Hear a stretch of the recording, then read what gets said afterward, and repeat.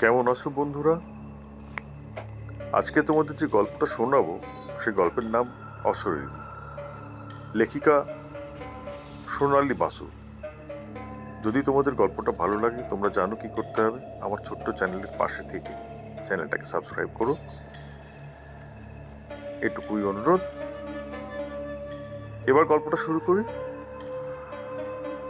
Sir, এই নিন চাবি। সুব্রত চাবির গোছা এগিয়ে দিলে। চাবি নিয়ে রাজশেখর বললেন, তুমি ছাড়া এই বাড়িতে আর কে কে আছে কাজ করা বা দেখাশোনা করার জন্য? আগে স্যার, আমি আপাতত কেয়ারটেকারের ভূমিকা পালন করছি। আর চম্পা আর গৌরী বলে দুজনেই বাড়িটা ঝেড়ে মুছে গুছিয়ে রাখে। যারা পিকনিকের জন্য আসে, চম্পা তাদের রান্না বান্নাও করে দেয়। তবে স্যার, রাতে কেউ থাকে না, তো আমরাই কেউই থাকি না রাত্রে। সন্ধ্যের মধ্যে কাজ শেষ করে বাড়ি ফিরে যাই। তবে স্যার, আমাদের বাড়ি অবশ্য খুব দূরে নয়। এই বাড়ির বাউন্ডারির ঠিক বাইরেই কিছু ঘর আছে, সেখানেই থাকি। আসলে বাড়ির যিনি প্রথম মালিক ছিলেন তিনি এই ব্যবস্থাই করেছিলেন। ঠিক আছে, তোমাকে ডাকলে যাতে পাওয়া যায় তার কি কোনো ব্যবস্থা আছে? আগে হ্যাঁ, আছে স্যার। যে ঘরে আপনারা শোবেন সেই ঘরে একটা দড়ি ঝুলতে দেখবেন। সেটি টানলে আমার ঘরের ঘন্টাটা বেজে উঠবে। আমি জানতে পারবো আপনারা ডাকছেন। তুমি তো আমাকে সেই আদিকালের গল্প শোনাচ্ছ হে। তোমার মোবাইল নেই যাতে ফোন করলে তুমি জানতে পারবে? হ্যাঁ হ্যাঁ, আছে স্যার। তবে বুঝতেই তো পারছেন, গ্রামাঞ্চলে তো সন্ধ্যের পর ভালোভাবে টাওয়ার কানেকশন পাওয়া যায় না। ও, ঠিক আছে। তা তুমি কি এখনই চলে যাবে? তা কেন স্যার, আপনারা রাতে কি খাবেন সেটা বলে দিলে চম্পাকে দিয়ে বানিয়ে ঘন্টাখানেক পরে এসে পৌঁছে দিয়ে যাব। রাজ ওর বন্ধু অনিমেষের দিকে তাকিয়ে বললেন, কি হে, রাতে কি খাবে? এরকম ব্যাপার জানলে খাবার কিনে নিয়েই আসতাম আসার পথে। অনি বললে, আরে অত চিন্তা কিসের, ও তো বললো রান্না করে দিয়ে যাবে। তাহলে বল কি খাবে? বেশি কি আর, লুচি আর পাঁঠার মাংস, আর গা গরম করার একটু পানি। তারপর সুব্রতর দিকে তাকিয়ে বলো, কি হে, হবে তো? হ্যাঁ হ্যাঁ, আমি নিয়ে আসবো। ঠিক আছে তাহলে স্যার, এসো আমরা একটু ঘুরে দেখি বাড়িটা কেমন, আর যে ঘরে শোবো তা কেমন সাজিয়ে গুছিয়ে রেখেছো তোমরা সেটাও দেখি। সুব্রত চলে যাওয়ার পর রাজ আর অনি নিচের ড্রয়িং রুম থেকে পায়ে পায়ে উঠে আসে দোতলায়। পুরনো দিনের জমিদার বাড়ি, গঙ্গার পাড়ে। এককালে নাকি জমিদাররা এখানেই থাকতেন। তারপর কোনো এক পুরুষ শহরের দিকে গিয়ে বাড়ি করে ওখানে সপরিবারে চলে যান। তারপর থেকে বাড়িটা পড়েই আছে। কয়েক পুরুষ পর এক ছেলে, যে বর্তমানে বাড়ির মালিক, বাড়িটা ভাড়া দিচ্ছেন পিকনিক করার জন্য। এত বড় বাড়ি দেখাশোনা করতে খরচাও তো প্রচুর। বাড়ি ভাড়া দিলে কিছু টাকা উঠে আসে, এই আর কি। তাই এই ব্যবস্থা। বাড়ির ভিতরে পা দেওয়ার পর ওদের দুজনেরই মনে হচ্ছিল যেন সত্যি জমিদার আমলে এসে উপস্থিত হয়েছে। ওদের ঘরে এসে উপস্থিত হলেন ওরা দুজনে। বেশ উঁচু রাজকীয় খাটে শুভ্র সফেন বিছানা পাতা, তার সাথে বালিশ, কোলবালিশ সবই আছে।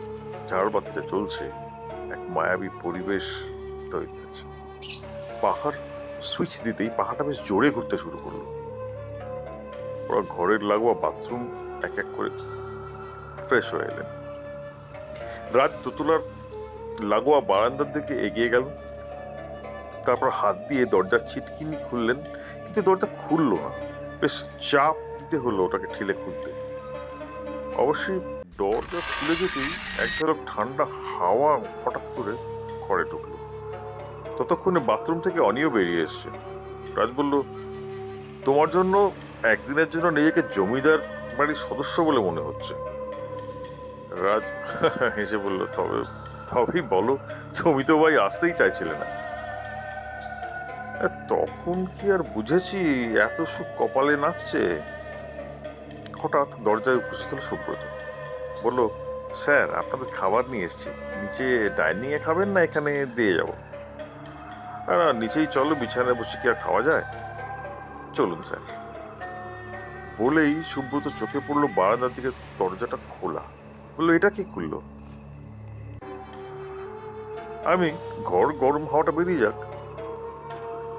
সুব্রত আর কোনো কথা ও বিষয়ে না তুলে বললে, তাহলে আসুন স্যার নিচে, খাবার বেড়ে দিচ্ছি। নিচে ডাইনিং এ এসে তো চক্ষু চড়ক গাছ। যা বিশাল এক ডাইনিং টেবিল পাতা, মনে হয় একসাথে ৩০ লোক বসে খেতে পারবে। তবে অত লোক এখন না খেলেও টেবিল কিন্তু আগের আমলের মতোই সাজানো। ওরা দুজনে এসে মুখোমুখি বসতেই সুব্রত খুব সুন্দর করে সব সাজিয়ে দিল। তারপর বসে বসে খাওয়া তদারকি করতে লাগবে। খাওয়া শেষ করে উঠতেই ও বলল, আপনারা হাত ধুয়ে বসা করে আসুন, আপনাদের পানীয় ঢেলে দিচ্ছি। দুজনে এসে বসতে সুব্রত পরিবার মতো সব মিলিয়ে গ্লাস এগিয়ে দুজনের দিকে দিলে। রাজ বললেন, অনেক ধন্যবাদ তোমাকে, অনেক করেছো আমাদের জন্য, আর থাকতে হবে না, রাত অনেক হলো, এবার তুমি এসো, দরকার পড়লে তোমাকে পাবো তো? হ্যাঁ হ্যাঁ স্যার, পাবেন। আমি আসি তাহলে, শুভরাত্রি। বলে সুব্রত চলে গেল।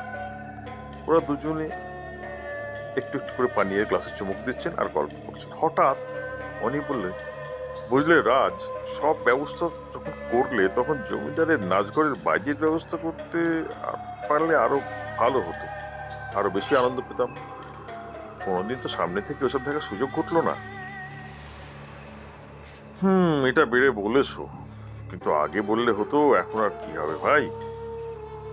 আচ্ছা, সুব্রতকে বললে হয় না?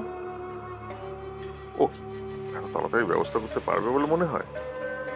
আহা, ওই চম্পাকেই না হয় মানে আসতে পারতো আমাদের মনোরঞ্জন করতে। এই গল্পের মাঝে হঠাৎ করে আলো নিভে গেল। রাত বলল, যা, লোডশেডিং। সুব্রত আগে বলেনি যে এখানে আলো হঠাৎ হঠাৎ যেতে পারে। তাহলে ওকে দিয়ে ২-৩টে মোমবাতি আনিয়ে রাখতাম। এরকম বাড়িতে আলো চলে গেলে কেমন একটা অনুভূতি হয়। কি, তোমার ভয় করছে নাকি? ঠিক ভয় নয়, তুমি সেই আগের মতোই ভিতর রয়ে গেছো, এটা তো জানতাম না। কথার মাঝে কিসের একটা শব্দ হলো পরের বন্ধু। অনিমেষ জিজ্ঞেস করলে, কিসের শব্দ হলো? কিসের কিসের শব্দ? কোথায় শব্দ? তুমি শুনতে পাচ্ছ না? কিন্তু আমি যে পাচ্ছি ঘুঘুরের শব্দ। কোথায়? ও, ওই শোনো। এবার রাজু শুনতে পেল। অন্ধকারের মধ্যে দুজন এদিক ওদিক তাকিয়ে বোঝার চেষ্টা করলেন শব্দের উৎসটা কোথায়। খানিক অন্ধকারের দিকে তাকিয়ে থাকতে থাকতে অন্ধকার যখন চোখে সয়ে এসেছে, তখন দুজনেই দেখতে পেল একজন সাদা পোশাক পরা মহিলা সিঁড়ি বেয়ে নিচে আসছে, আর ওর নামার তালে তালে নুপুরের আওয়াজ উঠছে। দুজনে চমকে উঠল। সুব্রত বলেছিল, এই বাড়িতে কেউ থাকে না, তাহলে এই মহিলা কোথা থেকে এলো? মহিলা এগিয়ে এলো কাছে। রাজ ভয়কে পাত্তা না দিয়ে জিজ্ঞেস করল, কে আপনি? কিন্তু প্রশ্ন করতে করতে টের পেল ওরা নিজেরাই আওয়াজ চেষ্টার পরও কেঁপে উঠল। মহিলার হাসি শোনা গেল। সে কি, তোমরা নর্তকীকে আহ্বান করলে আর এখন চিনতে পারছো না? তোমাকে কে ডাকলো? আমরা তো ডাকিনি। ডেকেছো তো? তা কি নাচ দেখবে, কত্থক নাকি আধুনিক কিছু? তুমি যাও যাও, তোমাকে আমরা ডাকিনি। এখনো ডাকনি, কিন্তু তখন তো ডেকেছিলে। আর আমি আমার শিশু সন্তানকে ছেড়ে আসতে চাইনি বলে জোর করে ধরে এনেছিলে। আর যাতে ভবিষ্যতেও এই সন্তানের দোহাই দিতে না পারি, তাই ওকে মেরে দিলে। কি সব আজগুবি! আমরা কেন, তো আমরা তোমায় চিনি না। চেনো চেনো, তোমাদের রক্তে আছে নারুদের নিয়ে ফুর্তি করা, বদমাইশি করা, আর তোমাদের কথা মতো না চলেই তাদের পৃথিবী থেকে হাপিস করে দেওয়া। সেই দূষিত রক্ত এখন শরীরে বয়ে চলেছে। তাই তো এতদিন পরেও বাড়িতে এসে নর্তকীর কথা মনে পড়ল। সেবার ক্ষমতার অভাবে প্রতিশোধ নিতে